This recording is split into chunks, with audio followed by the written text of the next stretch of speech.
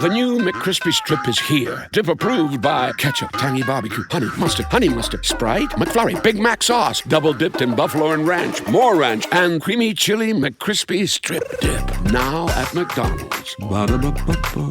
Ryan Reynolds here from Mint Mobile. I don't know if you knew this, but anyone can get the same premium wireless for $15 a month plan that I've been enjoying. It's not just for celebrities. So do like I did and have one of your assistants switch you to Mint Mobile today.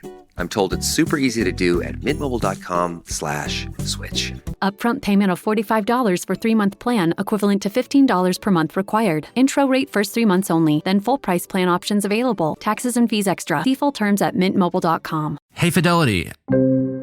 How can I remember to invest every month? With the Fidelity app, you can choose a schedule and set up recurring investments in stocks and ETFs. Oh, that sounds easier than I thought. You got this. Yeah, I do. Now, where did I put my keys? You will find them where you left them. Investing involves risk, including risk of loss. Fidelity Brokerage Services, LLC, member NYSE, SIPC.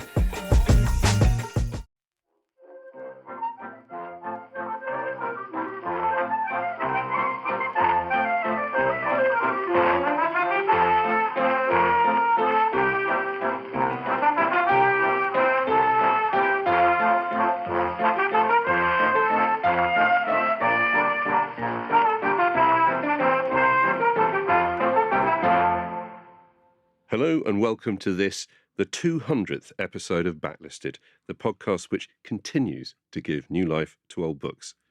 Something a little different today. We're actually, for the first time ever, being filmed live. It's not live for you, but it will be live when you see it. Anyway. Okay. Shall I do that again? No, we'll get the hang of that. That's fine. I liked it. Okay. Today, you find us in the basement of a late Victorian house in the West London suburb of Ealing, sometime in the late 1950s. It's a very neat room, with a long woodworking bench, a desk, and a drawing board, and a strong smell of sawdust.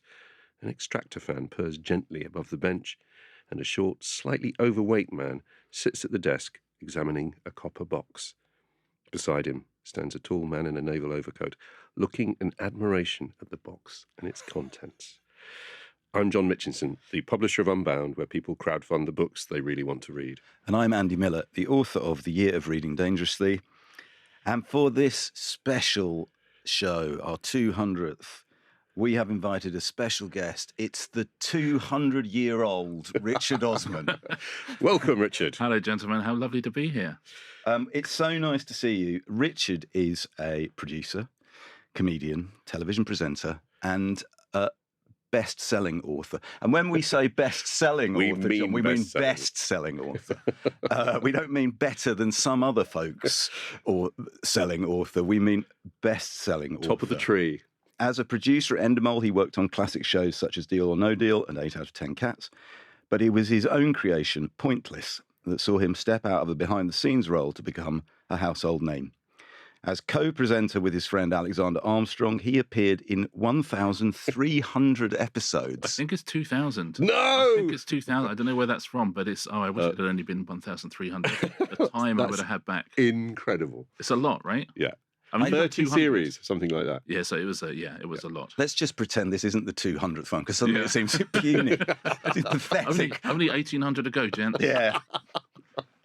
He left that role in early 2022 so he could spend more time on his writing, a theme we will return to in the main body of the show.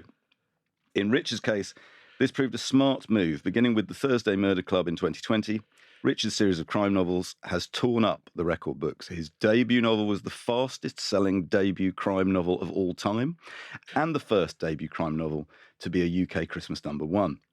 All 4 books have been bestsellers both here and in the US, and Richard's books have now spent I'm not laughing at you. I'm laughing in delight with you. Honestly, if I hadn't heard of me, I would hate me. That sounds awful.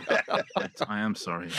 They've spent an astonishing 57 weeks in the UK #1 spot and sold over 10 million copies globally. Wow.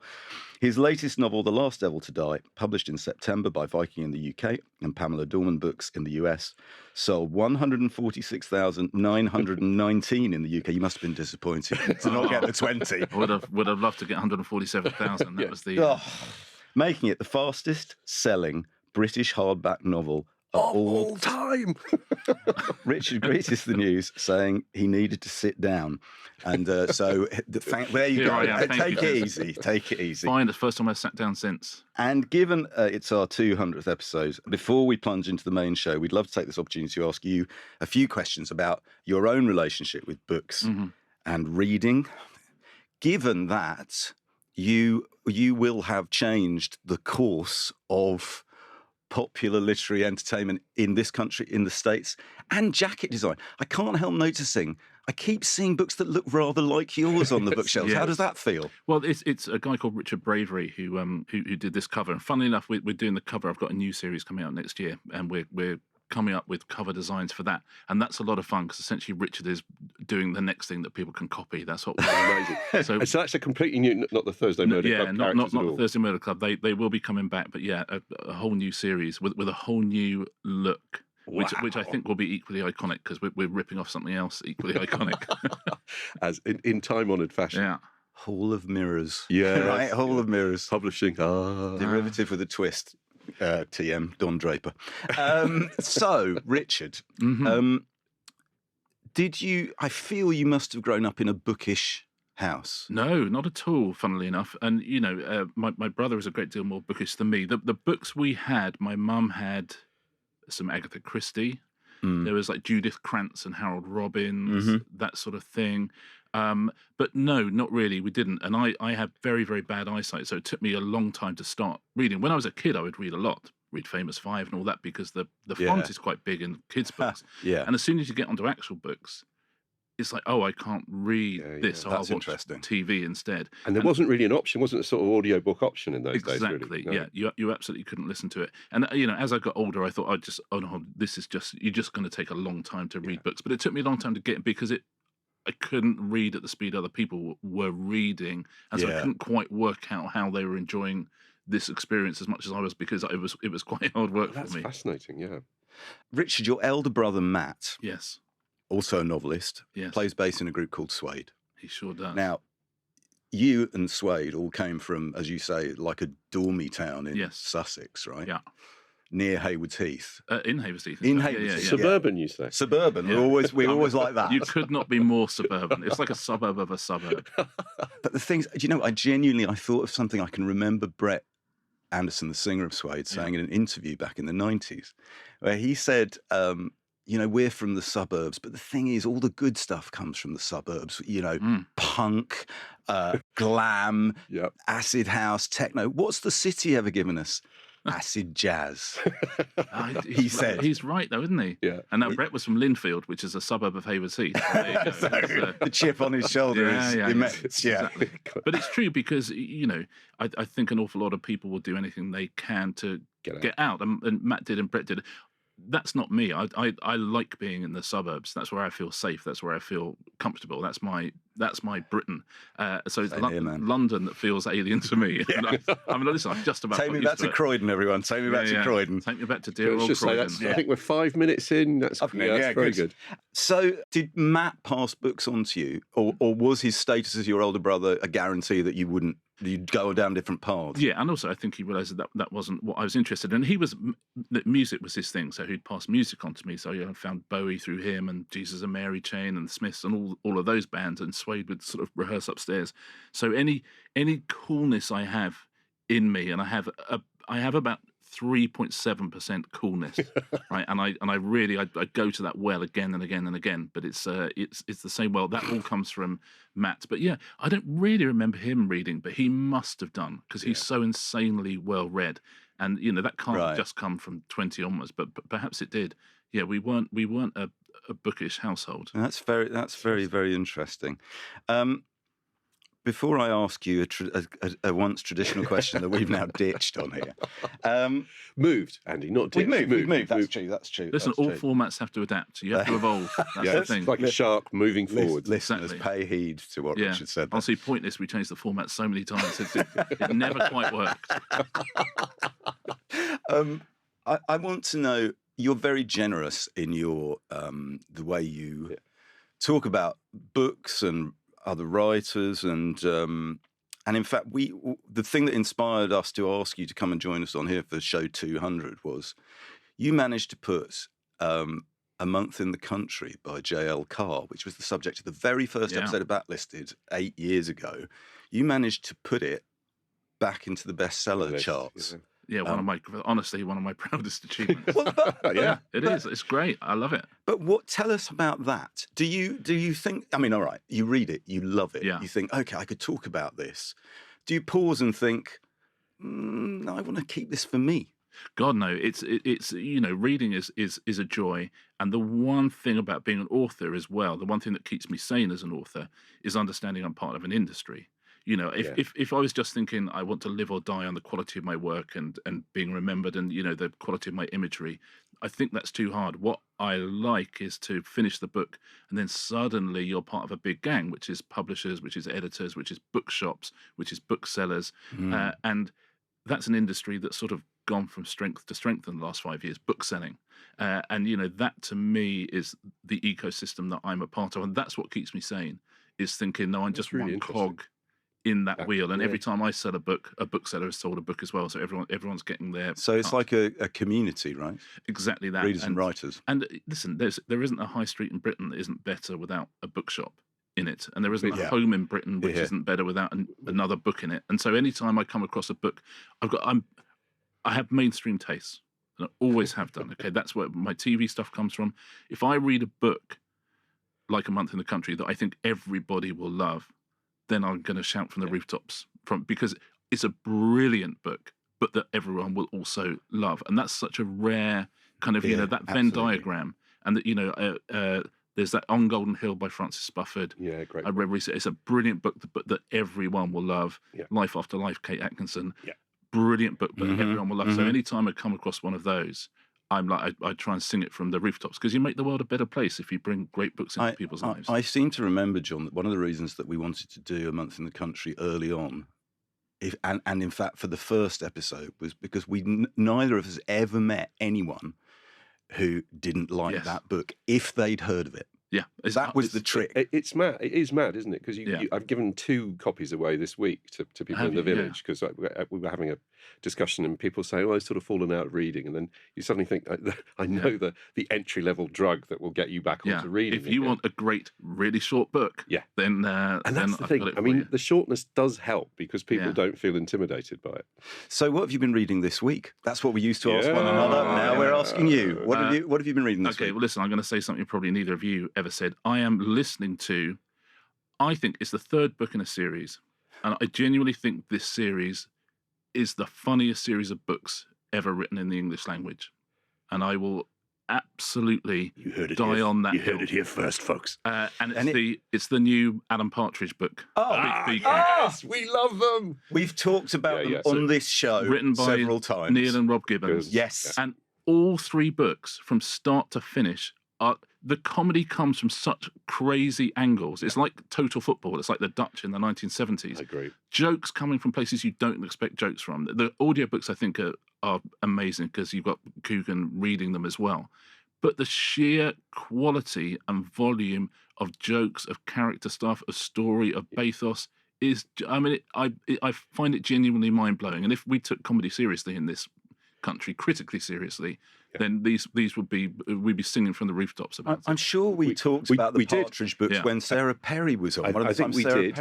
She's a massive fan. Yeah, and we said we thought that they were the perfect Partridge vehicle, that he'd found the absolute kind of the sort of listening to him delivering them in that. Yeah. Well, but also the Gibbonses are really good at. I take my hat off to them. Yeah.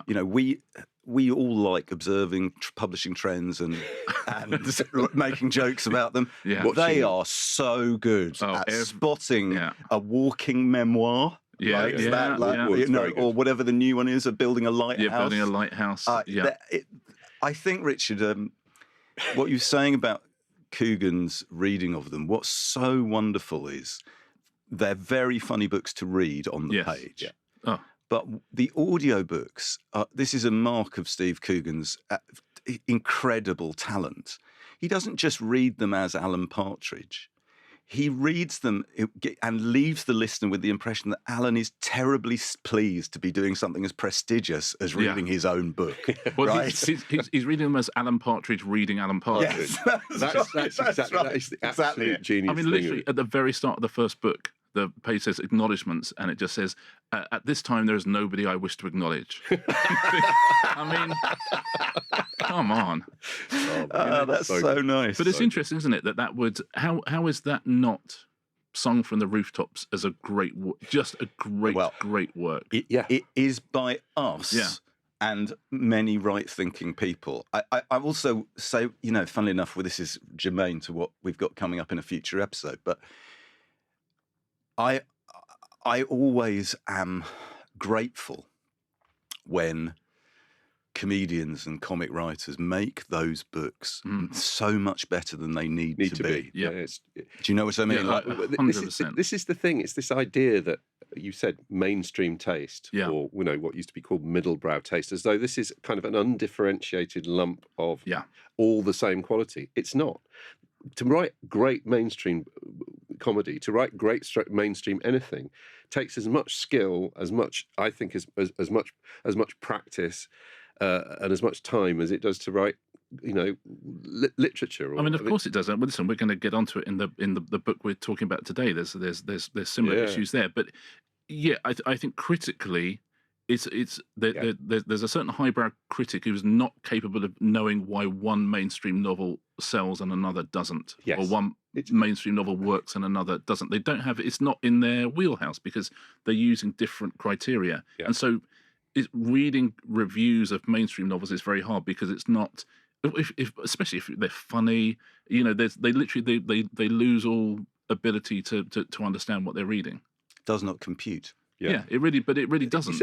You'll see this in the reviews. It's a huge motivation for why we wanted to do this podcast. Is not because we particularly feel that we need to hold the mainstream the flag for mainstream literature, but because it's so rare to get any space where you can talk about what used to be called high and low culture, or whatever you want to call it, the spread of stuff, and to be able to discriminate, between those things, and to be able to have proper conversations about their value and the skill of the people who've written and put together is ridiculously rare. Yeah, and it's it's always interesting to see what endures. Yes. And who endures and what writing, just go, okay, that was, as you say, things that when they're reviewed at the time and you read them now and you just go, oh no, this was the one that's, look at Barbara Pym or something like that. And, just think of the big male novelists who are writing at the same time who just sort of disappeared into the ether. It's funny you should mention Barbara Pym, because I know how much you like Barbara Pym. I want to run my theory by you, Richard. And if you disagree with it, I'm going to ignore that, and I'm going to publish and be damned. Okay. So your novels, The Thursday Murder Club, The Man Who Died Twice, The Bullet That Missed, The Last Devil to Die. Yeah. I read an interview where you said they were partly inspired by the A-Team. Yes. I think I've reverse engineered that theory. But yeah, for sure. What do you mean? I think that having seen their success, I was trying to think, well, how on earth did that happen? And then I thought about how much I loved the A-Team when I was growing up. But it's in your brain, Yeah, it's a gang where everybody, whatever problem comes along, one of them has the solution. Team of all talents. A team of all talents, exactly. Okay, so and that I'm not going to disagree with your reverse engineered theory, but I'm saying there's another book that no one on earth would have thought of crossing with the A-Team to create the best-selling books of the 21st century. And that novel is Barbara Pym's Quartet in Autumn. Yes, lovely. Listen, I take that. Quartet in Autumn meets the A-Team. Yeah. Yes. I'll take that. It's a winner. But it's again, it's reverse engineered. that's for sure. All criticism is reverse engineered. But let's just pause and say Quartet in Autumn by Barbara Pym, first of all, because it's about a quartet of elderly people, as your novels are. But also, and it is kind of funny in a very, very, very dark way. Brilliant waspish female characters. Yeah, and like wonderful. But as you say about the type of books we're talking about in today's episode, Barbara Pym actually went through a phase in her career where she couldn't get published because people assumed that she was just a little old lady writing about vicars. And you read it now, and you just think, how on earth did that happen? Yeah. But then, you look at Mick Herron, who was sort of out of sorts, and and then John Murray came and republished him. How does Mick Herron not sell? I mean, when you read someone who can, like Barbara Hickman and Mick Herron, who can write so beautifully. I remember when they were seriously talking about dropping Ian Rankin. Wow. Because he just wasn't getting the figures. And then he wrote Sir Ian Rankin. Sir Ian Rankin. And then they wrote... Will Ian be pleased to hear you say that? No, he knows. I'm not sure. He knows this. And then he wrote I think it was Black and Blue. There was one that was slightly bigger. He put more into it or something. I don't know. Nobody really knows what... Boom, suddenly. Yeah. And then you've got 6 books that he's already, the rest, as they say, is literary history. Well, listen, Richard, we have a running joke on this show about publishers' use of the phrase master storyteller. Yeah. And yet, it seems fair to say on this episode 200, you, a master storyteller, have brought to the table perhaps the master storyteller of the 20th century, right? I mean, it's the perfect landing. John? We love that. Let's put the listeners out of their misery and say what we're going to be talking about today, the main event. The book Richard has chosen is by, as Angie said, another best-selling British author. It is Trustee from the Toolroom by Nevil Shute, first published in 1960 by Heinemann, the last of Shute's best-selling sequence of 23 novels, and it was published posthumously. It tells the story of Keith Stewart, a working-class man with Scottish roots who lives modestly with his wife in the West London suburb of Ealing, suburbs there, and who makes ends meet by writing a how-to column in a popular magazine called Miniature Mechanic. After his sister and her husband are killed while sailing in the Pacific en route to a new life in Vancouver, Keith and his wife Katie adopt Janice, his 9-year-old niece. Keith is made trustee in the will and discovers that all his sister and brother-in-law's savings had been converted into diamonds to avoid the strict British rules over exporting currency. More of that later, I suspect. I know this doesn't sound... As you're describing... Don't switch off. Don't switch off. This sounds like the weirdest book. It really does. It both is and it isn't, yes. Despite never having left the country before, Keith decides it is his duty to visit the site of the wreck on an atoll in the middle of the Pacific and try to recover the diamonds. To do this, with next to no money, he must discover new depths of courage and ingenuity, and most of the novel is an account of his extraordinary adventure. He is helped on his way by many different people, the crew of a commercial aircraft, a Jewish-American tycoon who's made his fortune in lumber, and most memorably by Jack Donnelly, a big-hearted, half-Polynesian sailor who crosses the vast distances of the Pacific in a boat he's built himself with little in the way of traditional navigational aids. Now, this book may not be one of Nevil Shute's best-known novels. In fact, we were saying before we came on air, and I'm prepared to confess this, when Richard suggested it, I had never heard of it, and I now, having spent a week finding out more about it, I'm so ashamed of not knowing, because this is one of his best loved and was a huge bestseller. Yeah. It was one of the top bestsellers of 1960. It was a Book of the Month Club selection in the USA, albeit with a slightly lukewarm endorsement by, you've written here, the Richard Osman of his day. We just said he's Nevil Shute. He can't be Nevil Shute and Clifton Fadiman. No, Clifton Fadiman. But Clifton Fadiman. Imagine being a big radio personality and also a critic and also a novelist. Who does that now? Wow. Okay. Well, listen. Anyway, this is what Clifton Fadiman, the damning with fake praise, I think. Fading Fadiman, who wrote that Trustee from the Toolroom was, quote, an exciting story, honestly conceived, even if devoid of much literary grace. I'd take that. I'd have that on the front of my next one. Beautiful. In any event, by 1972, the book's paperback jacket could boast that Shute had sold over 14 million novels. Some to go, yeah. And his work has remained in print ever since, with Vintage reissuing all 23 of them as recently as 2009. So, Richard, before we discuss all the things to do with this book, why Nevil Shute was so successful in his day and is so little read now, we think. Yeah. When did you first come across a book by Nevil Shute or hear the name Nevil Shute? I guess, again, he was absolutely in the canon, so I suspect we had A Town Like Alice Yeah. at home. So I'd seen the name, I knew the name, and then I read that in my 20s and On the Beach, which I think are the two that most people have read. They're the two I'd read. Yeah, the and, two I'd read. And I really enjoyed A Town Like Alice. I didn't love On the Beach, although it's got something. I having reread it, I preferred it than I used to, because I think I was expecting something else, and actually now I've reread it. I thought, I see what you're doing, Nev. And then I picked it. Honestly, if you'd asked me 2 months ago, I would have gone for Michael Frayn for this podcast. I would have gone for Towards the End of the Morning. But I read Trustee. It's a wonderful book. It's a wonderful book. I read Trustee from the Toolroom, and it's funny as a writer, because a bit of you does sometimes have to think, what sort of a writer am I? Yeah. What example from the past sort of most suits, who I think I am. And I read this book and I thought, well, that's the writer I'd like to be. I just thought it was extraordinary, and it was extraordinary for very, very unusual reasons. There is not a single sort of show-off bone in this guy's body. This whole book is just, he's literally trying to entertain you. He's got a story to tell you, which I think he weaves very, very beautifully. It's sort of like an introvert's adventure, which is a beautiful thing. And there's I have a lot of theories about jeopardy, which we can get to later, and jeopardy in fiction and jeopardy in film. And in this book, it's this sort of jeopardy, but there also isn't jeopardy.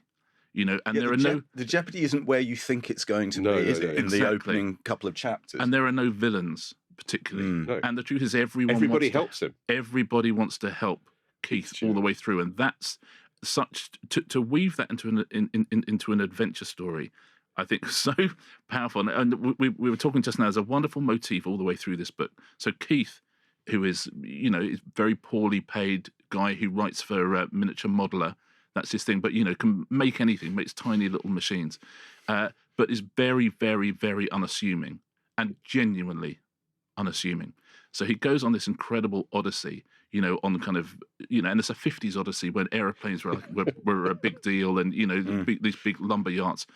Everywhere he goes in this unassuming way, he'll introduce himself, and every single engineer anywhere just goes, "Sorry, you're the Keith Stewart from Miniature Modeler." Yeah. And he goes, "Well, I suppose so." And he's a huge celebrity amongst people who make stuff, and it's just such a joy because you're cheering him on all the way through, and just to see who's going to help him now.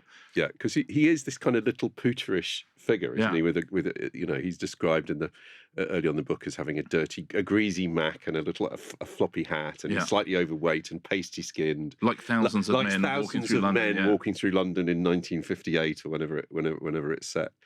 It's my we've said this often on this show, but it's my belief that all books are in fact books about books, right? Fundamentally, they're all books about books. And sure enough, when I started reading Trustee from the Toolroom, I thought, oh, Neville, you don't fool me. A little guy who lives in Ealing, like you did, in your house, like you did, who's working on miniature models. And I thought, because miniature modelling, that's a metaphor for the fictional process. It isn't. No, he liked making miniature models. There's no subtext there. It's about the thing that he's interested in. And one of his theories was, if you write about something that interests you, which he partly explains some of the strange subject areas he wandered into in the course of his career, which we'll come on to. But if it animates you, you will write better on the page, and that will communicate itself to the reader. Yeah, he also says, which is true, he said, look, I only have one job, and that's essentially to entertain, to tell a story.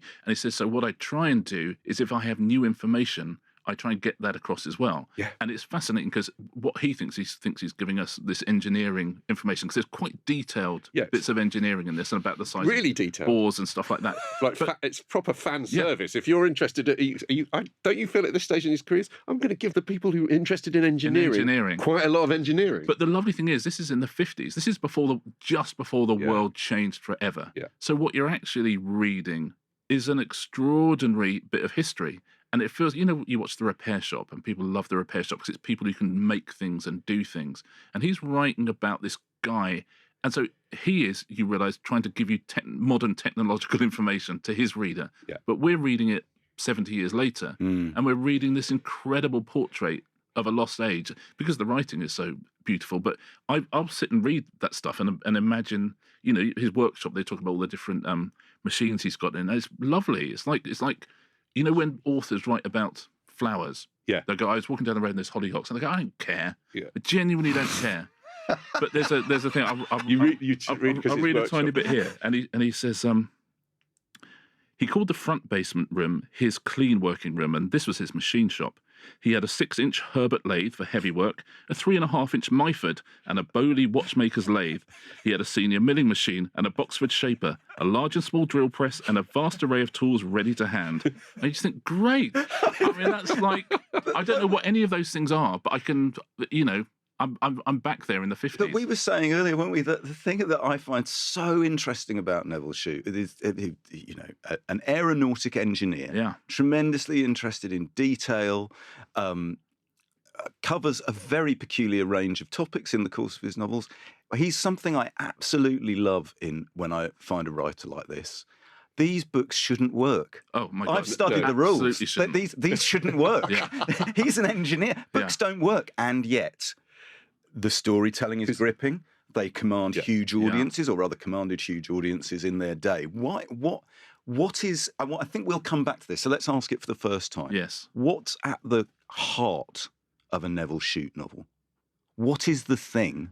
What is the kernel? It's a terrific question, and I think it's a genuine love for an underdog.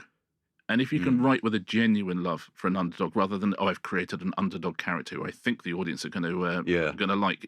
I think he has genuine respect for this character, and we have genuine respect for the character. And that's the case in lots of his novels. The slightly kind of unseen person, the slightly kind of overlooked person, changes the world in one way or another. An ordinary person does an extraordinary thing. Yes, which is such a trope. But if you write it from your heart, then that's great. If you're a literary novelist saying, "Oh, I'm going to do a thing now about an ordinary person doing something extraordinary," you think, well, no, because your brain is not ordinary, your heart is not ordinary. Whereas Shute's brain, his writing brain, is very ordinary. His heart is clearly very ordinary, and he's just a great kind of prose stylist as well in his own way. So I think it's that he writes stories that no one else is writing. Which I think is interesting. And he writes them in a way, as you say, he doesn't respect any of the rules. That's why I talk about Jeopardy. He doesn't do the thing of saying, oh my God, what's going to happen next? He just has a different rhythm. Jack, and Trustee, this book it shouldn't work because he basically tells you what the plot of the there's literally no surprise as to how the plot of the novel unfolds. What he makes you interested in is, it's like an engineering problem, isn't it? Jewels on the other side of the world. I have no money. How am I going to get there? And the answer is through being yourself, through being kind of quite brave and pushing your limits and asking people for help. And then finding yourself in ridiculously, outlandish situations that you're ill-equipped for. I love that thing where his wife says, it's going to be quite hot. You must take your cricket blazer and flannels.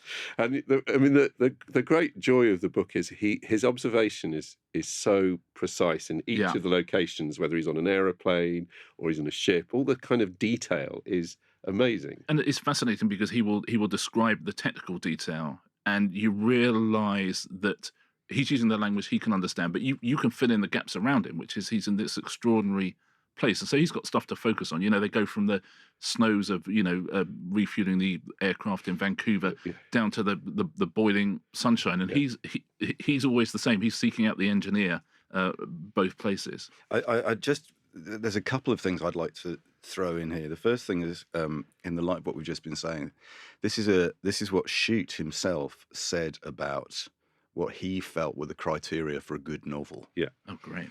I think that the contents of a book are far more important than the style. An author should write as well as he is able to, because one of his jobs is to make his book easy to read. Oh, lovely. Yeah. But no book will be successful, however good the writing, if the contents are trivial and not worth reading. It's pretty Yeah. stern stuff. Oh, that's a manifesto. For this reason, it has always seemed to me to be important to go to great lengths to find new material, to search for new facts and for new ideas to present to the reader in the fiction form. An author should know something of the world outside the bedroom if his book is to be useful. Useful is the word at the end there, right? Interesting, by the way, he said bedroom rather than outside the front room. It sounds like he's responding to a very specific question. Yes, perhaps so. Perhaps so. The thing I would like to say in relation to that, which actually massively increased my respect for this particular novel, is that he writes this novel at the end of his life, when, to all intents and purposes, after his unhappiness at the circumstances of the filming of his novel On the Beach, he has a stroke, and he writes this novel in the last year of his life. He is not quite bedridden, in fact, but not far off. He has only written about 20% of it when he falls ill. So he has to do two things. Those descriptions, he can't travel. Yeah. So he has to ask people from these places in the world to send him as many postcards, photographs, descriptions as they can, so he feels on top of it. And the second thing is, he dictated most of it. Oh, really? Did you know that? No. He dictated it into a tape machine and then worked off the typed up proofs. Yeah. And that really, I mean, that's not a fun way to compose a novel. I mean, there's no fun way to compose a novel, but that's a particularly unfun one. Yeah, there's a brilliant bit where he's in Slide Rule, his autobiography, where he says when he gets a typewriter, that's what enables him to write fiction. He said, well, I think most people start off writing poetry, and I started doing that and then realised I wasn't very good at that. He said, but I found writing, the physical act of writing, quite difficult. But once I got a typewriter, he said, that was it. I kind of could just... But also, it's a gadget, isn't it? A typewriter. And he loves a machine. So why don't we, Richard, I might ask you about your routine in a moment, but let's hear Nevil Shute's daughter, Heather, describing her father's writing routine. He was a very, very methodical man. He would always get up around 7:30, have breakfast at 8:15. Then about 9 o'clock, he would disappear into his study, and he would stay there until 1 o'clock, something like that. We lived on a farm in Australia, a couple of 100 acres. And he just loved to get along out onto the farm, and he'd just go and see that everything was doing all right, that the cattle were fine. And so were the pigs. He used to love to go and watch the pigs. Now, John, you go. We've got Croydon and we've got pigs. Then. Yeah, I know. But don't you love that? That writing was just one of the things that he did. He didn't make it his defining thing. Well, he was slightly ashamed of being a novelist. He said, if people ask me what I am, I'm an engineer. That's what I trained to be. And he was a serious engineer. I mean, he was a real deal. But he also believed that he had to. The reason why he's got the name Nevil Shute is he doesn't want his career as an engineer to be compromised by people finding out he's a best-selling novelist. So his full name was Nevil Shute Norway. Yeah. Richard, do you have a routine? I sort of do. In that I'll write for like 2 hours at a time. That's about as far as my brain will allow. But in that, I'm not a procrastinator. The second I start, my fingers won't leave the keyboard, and 2 hours later, I'll be done. But I won't look at the internet. I won't, have the phone. But I try and write. I've quite short chapters, just because my attention span is quite short. So I try and write a chapter every day. That's what I try and do, just so I've got a beginning and a middle and an end to what I'm doing. And, sorry, it's such a basic question, but it's fascinating you say that. If you write at that rate, do you know exactly where you're going, or do you try and leave some leeway in so you can allow some energy in? It's all leeway, yeah. So I have a rough idea of where I might be headed, and I know what the next 3 scenes I'm going to write are. But halfway through one chapter, someone will walk in and I'll go, oh, okay. My story has changed. Otherwise, I'd be so bored if I knew where I was going all the time. Yes, what Lissa Evans describes as you mustn't over-plan, because otherwise you're just colouring in between the lines. Well, I think so, which I get for some people works, right? So, and listen, it's really hard to write a book. So whatever works for you, you must do. But for me, I have to, the characters aren't real if they don't have a bit of agency. Yeah. And, to allow them agency, I can't have decided what's going to happen to them. They have to have some hand in that. Well, in a twist, at this point, walking into the room is a word from our sponsors. So let's listen to that. Whatever the occasion, effortless elegance is right this way. Because Hilton brings you new ways to stay courtesy of the Nomad London. And it doesn't stop at award-winning dining in a space draped in velvet and illuminated by vintage chandeliers. No, this day goes beyond with unparalleled personalized service and attentive hospitality. Oh, and did we mention the Nomad London can be booked using your Hilton Honors points at Hilton.com? Hilton, for the stay. Does it ever feel like you're a marketing professional just speaking into the void? Well, with LinkedIn ads, you can know you're reaching the right decision makers. You can even target buyers by job title, industry, company, seniority, skills. Wait, did I say job title yet? Get started today and see how you can avoid the void and reach the right buyers with LinkedIn ads. We'll even give you a $100 credit on your next campaign. Get started at linkedin.com/results. Terms and conditions apply.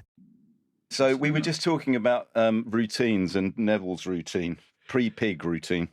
So the background to this is we should talk about his extraordinary work on the airship, the R100. Yeah, amazing. But he's doing that. And then while all this was going on, I was writing my second published novel in the evenings, So Disdained. Again, I seem to have taken considerable pains over it. It took me 2 years to write, and all of it was written through twice over, some of it 3 times. I used to find that the story became fixed in the first writing. I do not think I ever altered a scene or the essentials of a piece of dialogue in a subsequent writing. A rewriting increased the length by about 10%. I love the precision. Awkward phrases and sentences were eliminated, and the general style of the writing was improved. Since the first writing probably took a year, one came to the chapter fresh in the rewriting, a year older, with a year past in which one had forgotten much of the detail. This undoubtedly helped in putting the thing into a better style. This great amount of rewriting does not seem to me necessary now. This is writing in 1954. With increasing experience, I find that I can say pretty well what I want to say the first time. Perhaps 30% of my later books have been rewritten. I rewrite the first chapter always as a matter of principle, since it is seldom in tune with the rest of the book. Good. Yeah. I do not seem to get into my stride till the first chapter is over. Love it. Do you know what? As a writer myself, I love Nevil Shute. Yeah, I know. Because writing books, as you say, is really hard and is often the agony is much more to the fore than Nevil suggests it might be. Also, that thing, his daughter saying he liked to go and look at the pigs and the cattle, and he had lots of projects on the go, and then he was making his little machines, and he was, running businesses. It's a very odd autobiography, Slide Rule, because it only goes up to kind of, it's really before he's famous as a writer. But the precision with which he kind of writes about the jobs that he's done, and also the big crisis, I think, in his life, other than his brother dying in the trenches, which I think was a huge problem. He was very close to his brother. A bit like you, Richard, his brother was the literary one. Yes. Fred would have written some. Yeah, Fred would have written some really great. Well, would have been much better. Yeah. Well, actually, Richard, you said when you chose this, you said that your brother Matt, you'd said to him, "I've just read this great book, Trustee from the Toolroom. It's about this," blah, blah, blah. And he said to you, "Let's give recognition to the sort of thing only an elder brother can do." He said to you, "Yeah, I can see why you'd like that." Yes, exactly. Now, when I read the book, I was thinking, what did Matt mean? What is the element that he sees? I think he sees a book about a small town suburban hero and about the glory of ordinariness and the glory of sort of middle Britishness, and a book that doesn't particularly spend a lot of time thinking about the nature of evil, but thinks about the nature of goodness and thinks about. That's very true. I think that yes, I've got a theory which I can't prove, but that he's writing this book at the end of his life. And it is a bit different, as you say. There's no villains. There's no real plot other than, is he going to get the diamonds or isn't he? And actually, the way he gets the diamonds is quite ingenious in the end. But as I say, after his brother, the second massive thing in his life is the working on the R100 airship. Yeah. And at the same time as the government are building another airship, the R101, and the R101 famously on its maiden kind of flight with the Minister of Air on board and 48 other people are killed.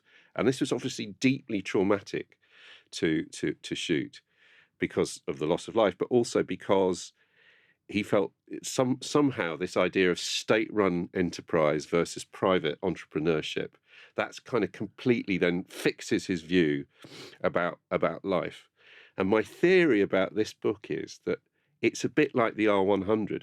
It's a group of people all helping one another with minimal resources to achieve something that, when it all comes together, it comes together kind of beautifully. I think, it's fascinating. It's his last book because what you get in this is Keith, a character who doesn't ask for much and doesn't get much, but is very exacting in what he does, is very precise in what he does things the right way if you're an engineer, and finds himself in a position where all of those things are suddenly recognised, understood, and all of those things pay off, and all of those things suddenly do bring him financial reward and all sorts of things. So I think it's saying, if you live your life the right way, if you live your life by the right measurements, and you're exacting and precise, then wouldn't it be lovely if that paid off? And it's sort of a fantasy. Sort of fairy tale. Yes. Yeah. Well, here's the I've got the first edition of this Trustee from the Toolroom here, and I will read you the jacket copy. Before I do that, do you write your own blurbs, Richard, or does the publisher write them for you? The publishers write them, and then I rewrite them. I go into them and say, I wonder if we might not lead with that.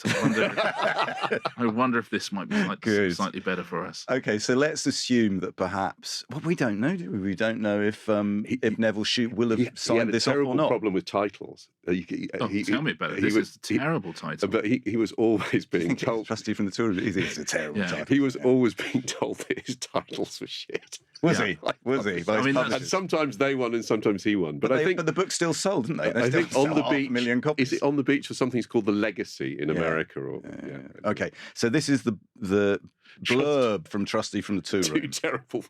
Two terrible nouns, Trustee and Toolroom. Keith Stewart's life resembled that of thousands of other Englishmen. He lived in Ealing. He was happily married. He worked hard for a small salary. He had a mortgage to pay off, and he was a contented man.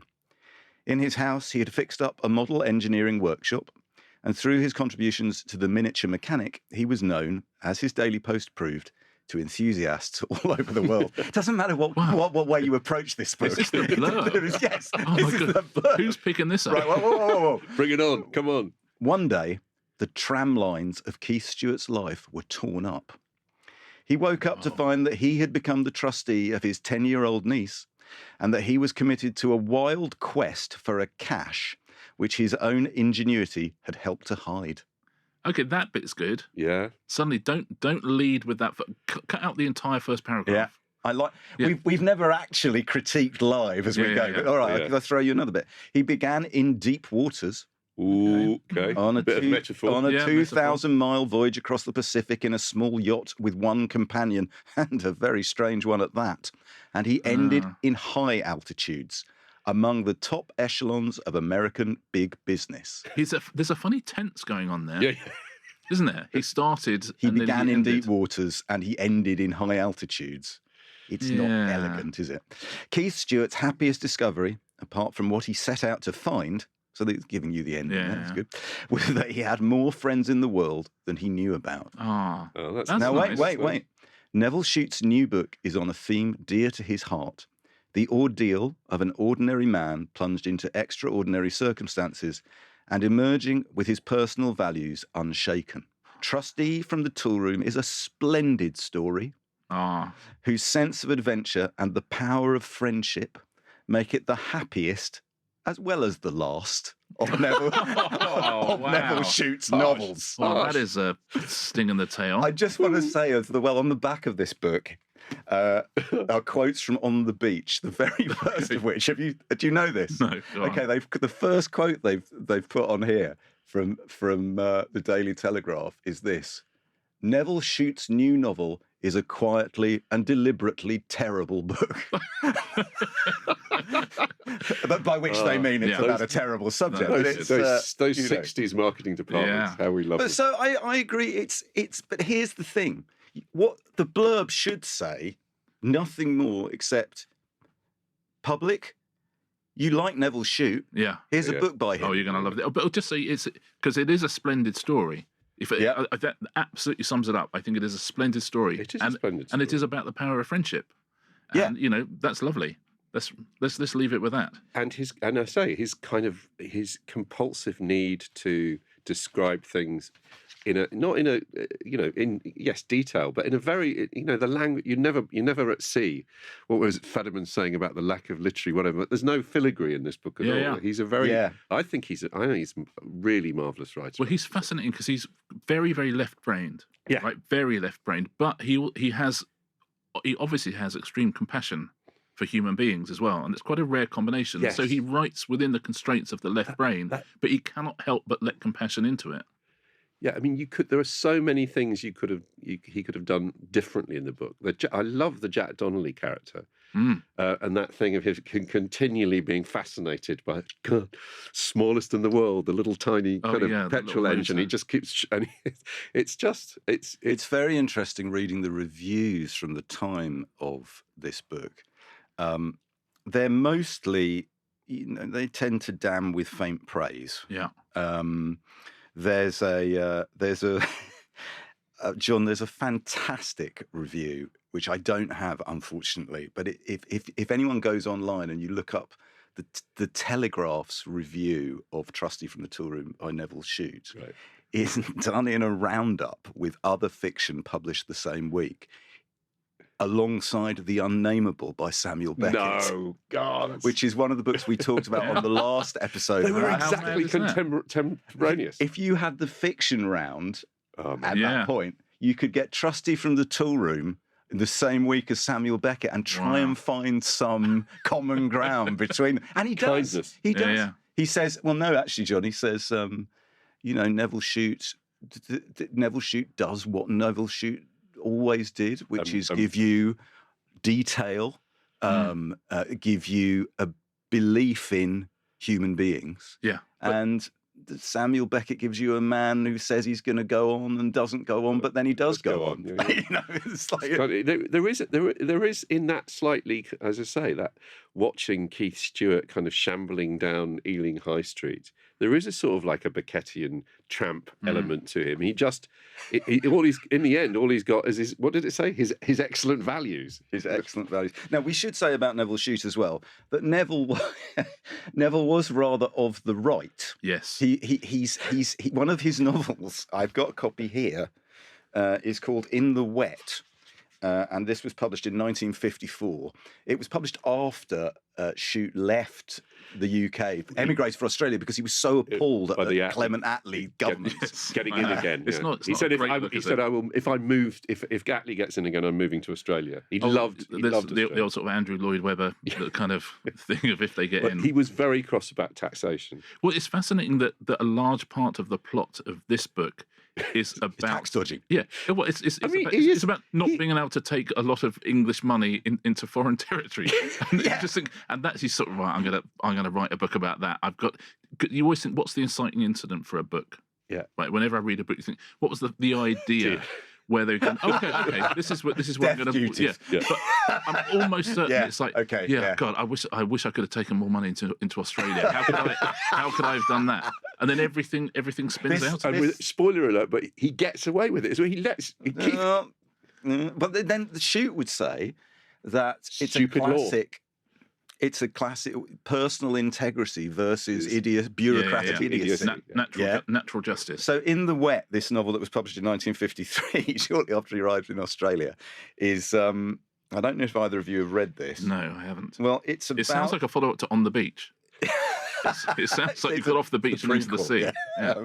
It's a book about a man who, in the 19th century, is injured and is given opium as a palliative, and during an opium dream is transported forwards to the 1980s. Oh, wow. Where he discovers that Britain is, after a long period of austerity, imposed by a socialist government is on its knees. Wow. And so it's a kind of William Morris news from nowhere. He loved William Morris. But instead of going to the future and discovering it's a sort of workers' collective, it's the opposite. He goes and discovers that the workers' collective has ruined people. People don't like the Queen anymore in the West. Okay. It's really. But it's sort of, this is what I mean, Richard. There's some unusual stuff he writes about. Right, absolutely. But he was born in 1899. Yeah. So his childhood was this extraordinary Edwardian kind of middle-class childhood.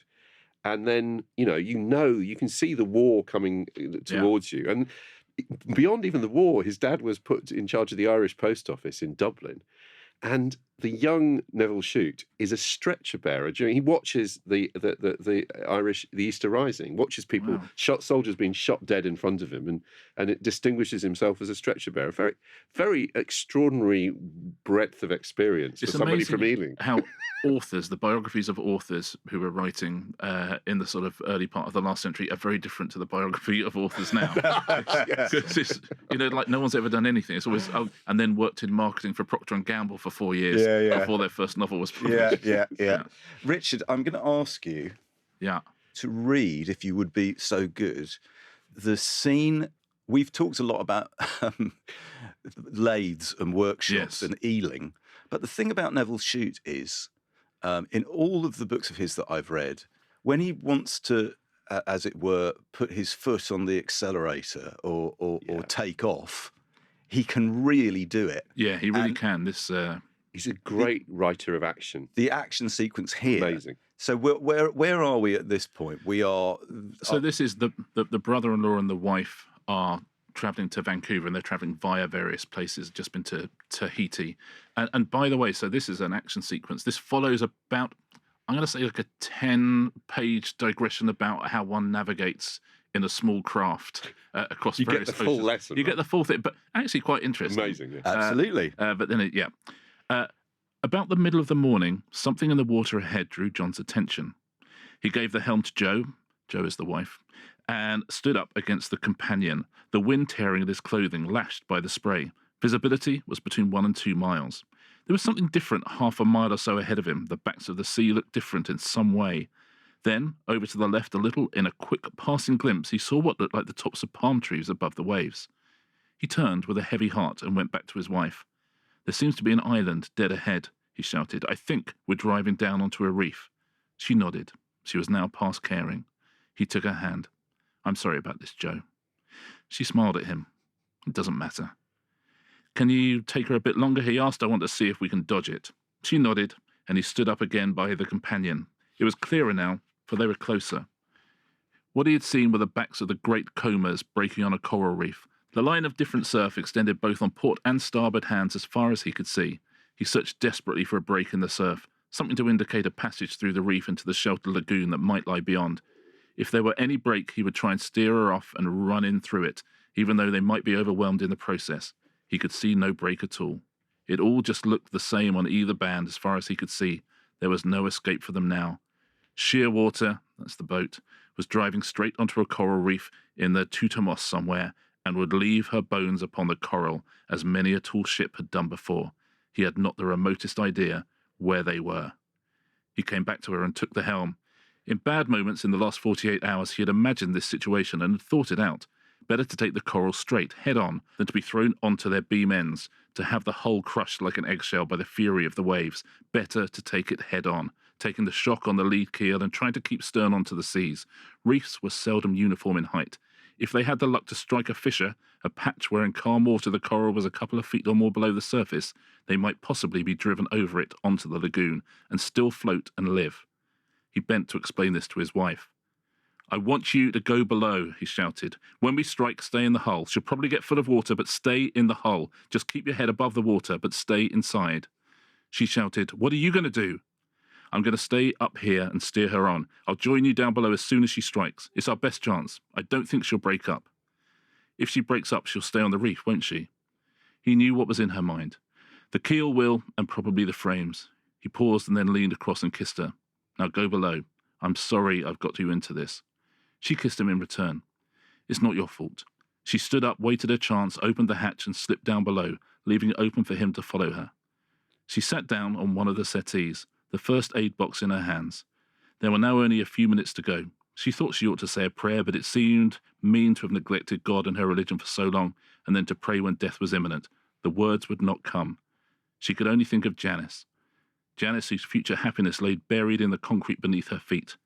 The concrete would survive upon the coral reef, but no one would ever know of it but Keith. Keith, who had never made much of his life. Keith, who had never been anywhere or done anything. Keith, to whose keeping she had trusted Janice. From the cockpit, John Dermot shouted above the screaming of the wind, "Next one, Joe!" In those last moments, the power of prayer came to her, and she muttered in the accents of her childhood, "Lord, give Keith a bit of good sense." Then they struck.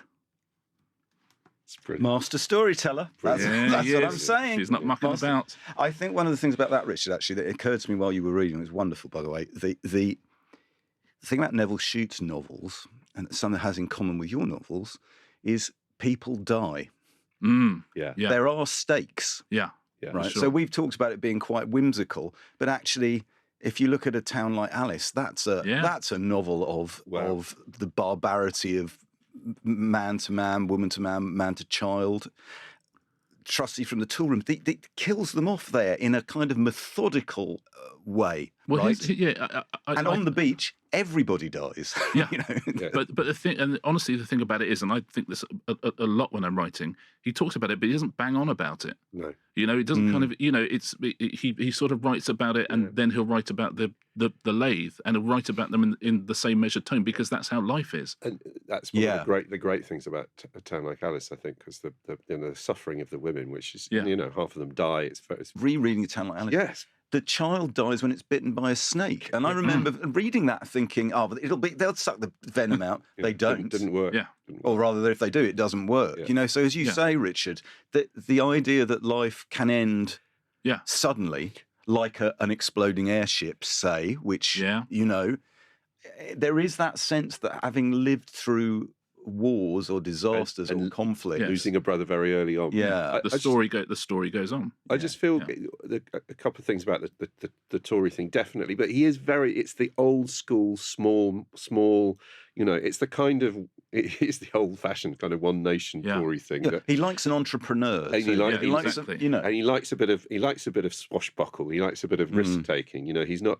But I think he is, and also, you think about this book. He gets some jip about his women characters, but actually in all the books, in this book, Katie the wife is actually the one who does all the accounts and does the work, and even in the kind of representation of, there are two important Jewish characters in the book. Absolutely.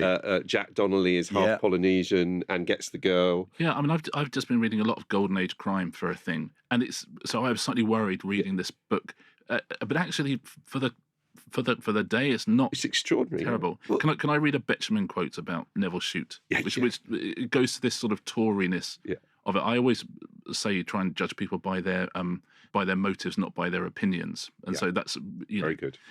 So Betjeman concluded, Nevil Shute does not sound priggish or false because he is obviously sincere. He is not a self-styled plain man with loud, dull opinions. He is humbler than that. He writes because he wants to give us hope. He does not write literature, but I think he succeeds in his mission. That's we'll take that as well, right? Yeah, exactly. Could we let's hear another clip quickly from this is his daughter Heather again talking about her father, and you'll also hear Adam Hart Davis. This is from an episode of Great Lives on Radio 4 about 20 years ago. In the evening after dinner, he would go into his little workshop and he would build little engines and things like that. And, of course, all that came out in Trustee from the Toolroom, which was the last book that he wrote. That's fascinating because that's my favourite of all his books. I read that a couple of weeks ago and it's absolutely wonderful. And I noticed that Keith Stewart, his hero, lived in Ealing, and obviously it was very autobiographical. And he describes him as a little man, rather quiet, insignificant, with a greasy raincoat. It's the most charming book of all, I think. And I hadn't realised that your father was a miniature mechanic. He needed all these different things as a sort of a counterpoint to one another. He never... except perhaps at the very end, did he consider himself a writer? He considered himself an engineer most of his life.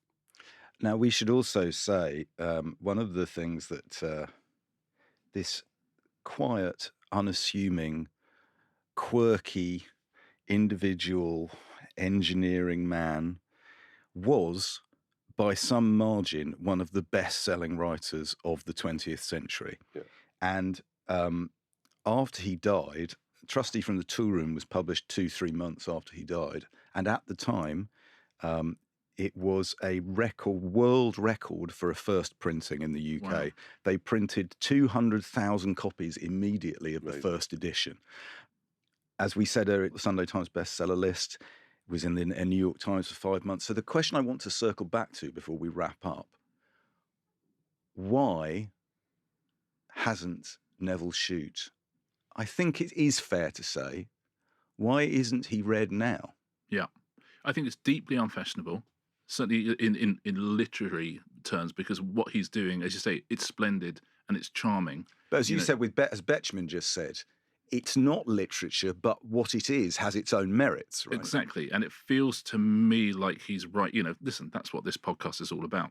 It's saying he's gone out of fashion, but he shouldn't have done, because there is incredible merit in this book. I can imagine reading this book and coming at it from a different angle to I did and not enjoying it and kind of going, nothing happens here. But I think if you come at it head on, I think it's an extraordinary work. And I think if you look at everything that's happened since Nevil Shute died in terms of, the literature that sort of was big, the authors who were big, of course he disappeared, because what does he have to offer? The 70s and the 80s and the 90s and the noughties. But we're in the 2020s now, and the world we're living in feels to me like this book has an awful lot to offer us when it talks about just doing things the right way, and it talks about getting rewarded, and it talks about the value of friendship and the value of people supporting each other. Feels to me like that's not a story we've needed for the last 30 or 40 years, but probably a story we need now. I think that's very wise. I'll also add something else, which has been one of the great pleasures of making this podcast, is every so often we chance upon an author or a novel where I think, and I do think Nevil Shute is one of these, John, I'm absolutely enraptured by how weird these books are. Yeah, I think weird. These were some of the best-selling novels of the 20th century. Each one is so different from the previous one. Each one is so peculiar in its storytelling method and its subject matter. He is his own genre, right? So I was thinking of who so many men, thinking of, my grandfather, my uncles, men who did things in sheds, who were interested in machines. Yeah. These books were kind of written, whether they were written for them, they're certainly read by them in their millions. I wonder, where did that market go? Where did those men, Le Carré maybe, Len Dayton, but they're much more, in a way, they're much more generic. I think Le Carré is a great writer, but, it's like there's no one really after Nevil Shute who writes Nevil Shute. You know where they've all gone, don't you? They've all got podcasts now. Yeah. They're all making YouTube videos. Yeah. Speaking of which, you'll be able to see this on YouTube. We've filmed it and everything, so you can see me and John surrounded by our phones and our notes. Wearing a tie. Wearing a tie. Look, it's nice. Anyway, all good things come to an end. We're towing this little bicentennial bark into a harbour. Huge thank you to Richard. Thank you. For enrolling us in the International Alliance of Shutists, and to Nikki Birch for navigating our little ketch across the wide Shutean ocean. If you want show notes with clips, links and suggestions for further reading for this show and the 199 that we've already recorded, please visit our website at backlisted.fm, where you'll also find a link to our regular newsletter, which will include things that pigs that John Mitchinson has met, places in Purley that I recommend, and books perhaps that Richard Osman has been reading. And if you want to buy any of the books, including Richard's and Nevil's, please visit our bookshop at bookshop.org and choose Backlisted as your bookshop. We're still keen to hear from you on Twitter, Facebook, Instagram and Blue Sky. And furthermore, we will be recording a live episode of Backlisted at the Woodstock Poetry Festival in Oxford on Saturday, December the 2nd. It's the Saturday. It's 8 p.m. in the evening, St Mary's Church, Woodstock. And the subject of the podcast is Basil Bunting's extraordinary poem, Brig Flats. No engineering in it, but it's like The Wasteland, only up north. We have the great Neil Astley from Blood Axe as guest, and the other guest is McGillivray, a.k.a. Kirsten Norrie, who's a Blood Axe poet. Go on to the woodstockpoetryfestival.org website and you can buy tickets, and we look forward to seeing you there. I like to think Nevil Shute and Basil Bunting did meet at one point. What a thought. Yeah. I mean, you can imagine Neville taking out one of his little engines and Basil Bunting becoming quite fascinated by it. Not the Nevil Shute. Right. If you want to hear Backlisted early and ad-free, you can subscribe to our Patreon, www.patreon.com/backlisted. Your subscription brings other benefits. If you subscribe at the lot listener level, or for rather less than the price of a monthly subscription to Miniature Mechanic, you'll get not one, but 2 exclusive extra podcasts every month. We call it Locklisted because it began in the Wenlock Tavern just before lockdown, and it features the 3 of us talking and recommending the books, films and music we've enjoyed the previous fortnight. For those of you who enjoyed our What Have You Been Reading slot, that's where you'll now find it. Plus, Lot listeners get their names read out, accompanied by lashings of thanks and gratitude. And because it's episode 200, our guest has agreed on the spot to read out these names. Take it away, Richard. I might get some of these pronunciations wrong. Don't worry. Diane Sabina. Thank you. Bear Bramini. Thank you. Michael. Thanks, Michael. That I can do. Camilla Wilde. Thanks, John Camilla. Ward. Yeah. Thank you. Ian Farr. Great. Liz. Oh, Liz. Liz. Thank you, Liz. Ada Arduini. Thank you. Christine L. Boatman. Thank you. Oh, very good name for this. Yes. Best name so far for a novelist. And Janine Nicol. Wonderful. Thanks so much, everybody. Richard, before we go, is there anything we haven't covered about Nevil Shute or Trustee from the Toolroom or anything that you would like to add? No, other than I stumbled across this novel and it just made 2 weeks absolutely fly by, and that's the point of this podcast. It's why I'm here. It's lovely to be here, but anyone who reads it, I hope that you love it. Thank you so much. Well, thanks for joining us today, and thanks everyone, particularly if this is the 200th episode you've heard, or the first. Either way, thank you so much. Everyone welcome. And should we do it again in a fortnight? Why don't we? Let's do it again in a fortnight. Thanks very much. Thanks for Bye, listening. everyone. Bye, Thank everybody. you. Bye.